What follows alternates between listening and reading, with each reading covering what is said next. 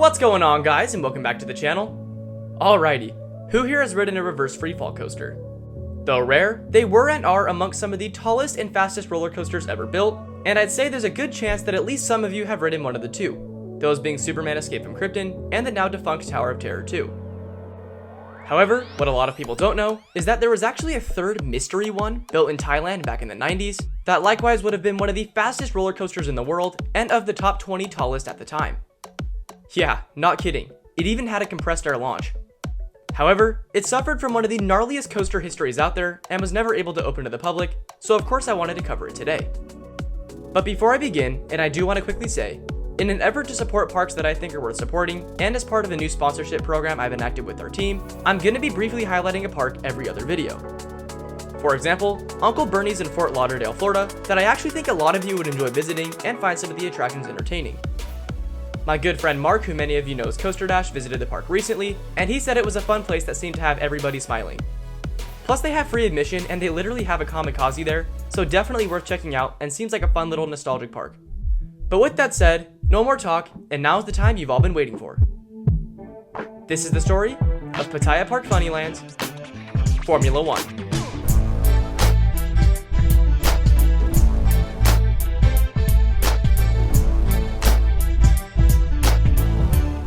Back in the year of 1988, before many of the coasters seen today in Thailand, a hotel known as the Pattaya Park Beach Resort opened up to the public with 25 stories and a variety of attractions, including a locally run water park. Owned and operated by businessman Deng Turkiet, the hotel did very well during its initial years of operation, and even more so up into the 2000s, offering 3 pools, scuba diving, and even a shopping mall, all for guests to explore while staying in the hotel. That said, as time moved on, success grew stronger, and Mr. Turkiet began envisioning new ideas and thrills for all of his guests beyond just a water park, this time in the form of roller coasters. And so, with that extra money coming in, he drew up perhaps one of the most ambitious projects of his life, a compressed air-launched roller coaster under the name Formula 1.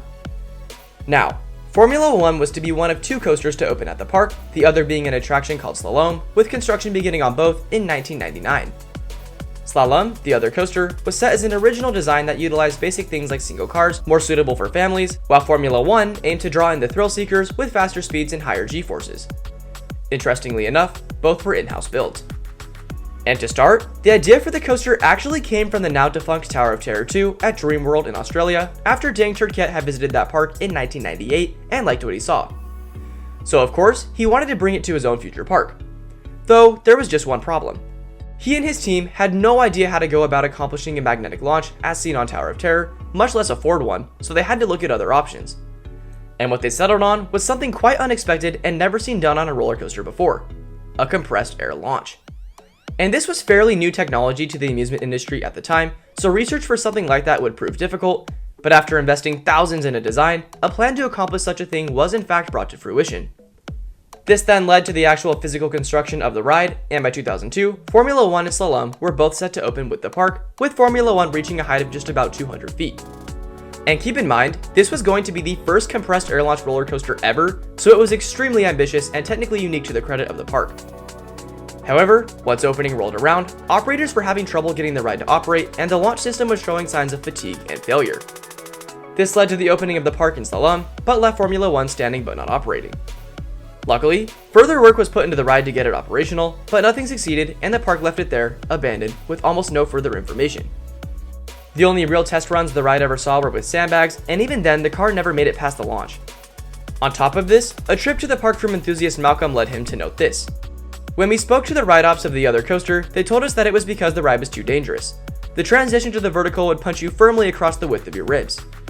I'm going to guess that when the ride operator referred to the other coaster as too dangerous, this is what he meant. And when looking at photos of the attraction, this might have been true. The ascending curve was extremely small relative to the tower and would have made some extremely uncomfortably high G-forces.